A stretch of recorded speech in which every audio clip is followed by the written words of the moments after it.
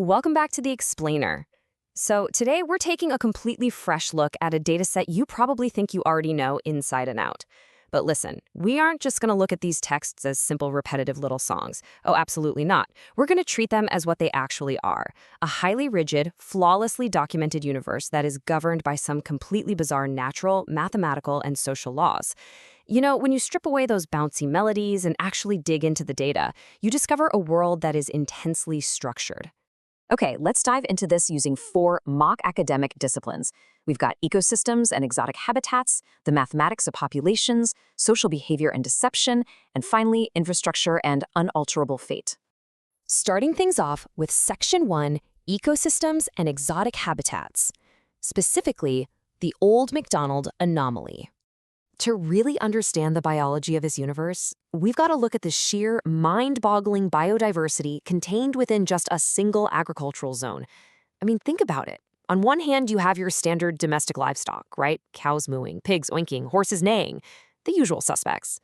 But then, seamlessly integrated into that exact same farm property, we've got exotic apex predators and safari mammals. You've literally got lions roaring right next to elephants going tuk-tuk or toot. You have giraffes humming alongside hippos making this crazy squawk, swish, squash sound.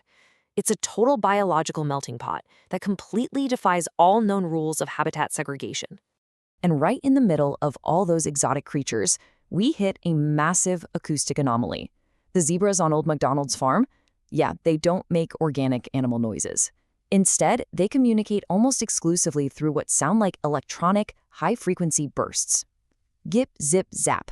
It is scientifically fascinating. I mean, are they cyborgs? Are they transmitting data?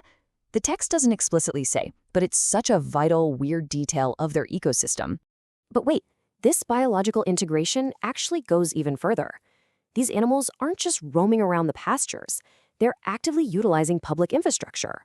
The data clearly shows that traditional livestock, your cow, pig, sheep, horse, and chicken, are active commuters.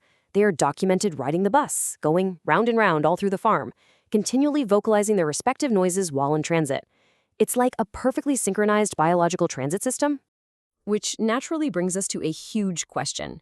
How in the world does this localized, highly structured ecosystem manage to sustain such intense, chaotic biological diversity without just completely collapsing in on itself? Well, that brings us right into Section 2, the mathematics of populations, exponential growth and spontaneous fluctuation. Now, what's really interesting about these numbers is the harrowing, unforgiving arithmetic happening every single day. If we track the daily population of mother duck's offspring, we see that they go over the hill and far away, and every single day, exactly one duck does not return. We're looking at a strict, unrelenting 20% daily depletion of the population. 5 becomes 4, 4 becomes 3, down to 2, 1, and then 0. The mother is left completely alone. But then, defying literally all biological reproduction rates, the population experiences a miraculous 100% spontaneous recovery. All 5 just return with a glow. Now, if you think this is just some isolated, weird duck anomaly, you'd be wrong.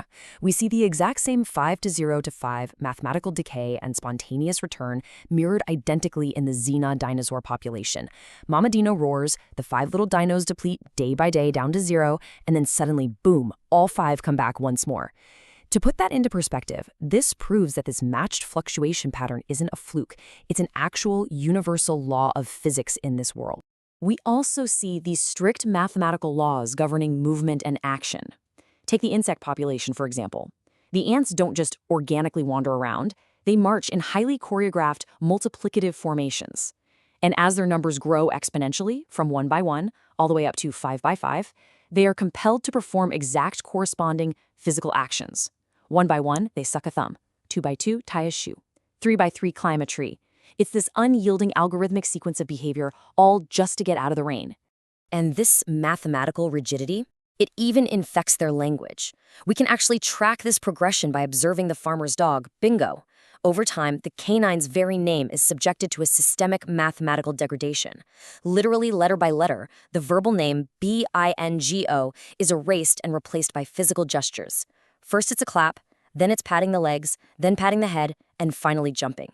The spoken language is literally consumed by physical variables. Which transitions us right into Section 3, social behavior and deception, sharing economies versus deep cover.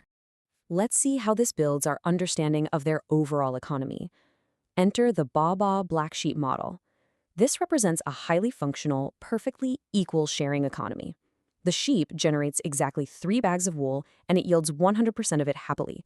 One for the master, one for the dame, and one for the little boy down the lane. It's pure altruism, just freely shared with the village on a bright sunny day. But it's not all sunshine and sharing in this universe. There is a deeply dark underbelly of deception, and it's perfectly captured by this interaction. Johnny, Johnny, yes, daddy. Eating sweets, no, daddy. Telling lies, no, daddy. Wow. Johnny is bringing intense psychological warfare and blatant, calculated deception into this otherwise totally innocent world. And this brilliantly illustrates the duality of their society. On one side, we have entity A, the black sheep, right? Altruistic, community-focused, fully transparent.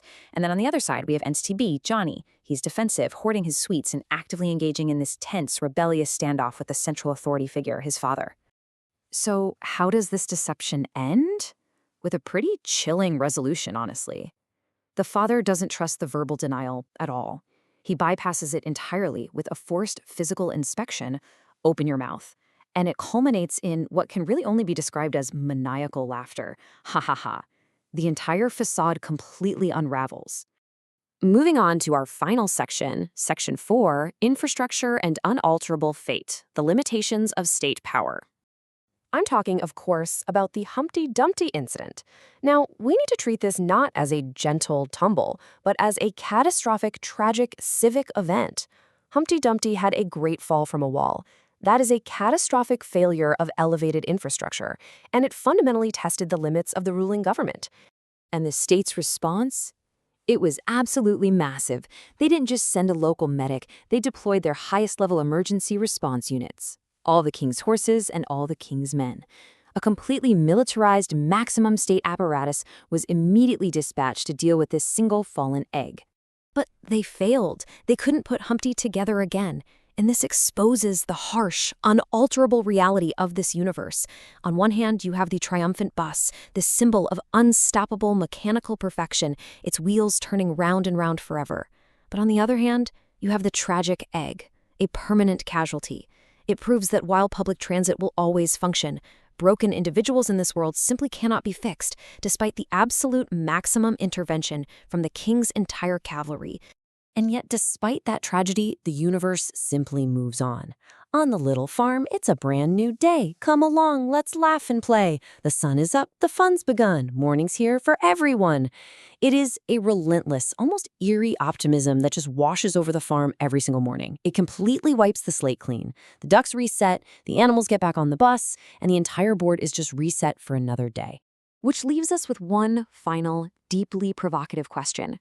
What does this perfectly structured, wildly chaotic universe of algorithmically marching ants, lying children, permanently broken eggs, and electronic-sounding zebras actually teach us about the foundations of our own reality? Well, maybe these strange, rhythmic, highly repetitive frameworks aren't just nonsense. Maybe they are the vital, fundamental building blocks of all human learning, memory, and storytelling. They teach us about patterns, consequence, and community. Thanks so much for joining me on this explainer today. Until next time, keep questioning the data even when it's singing to you.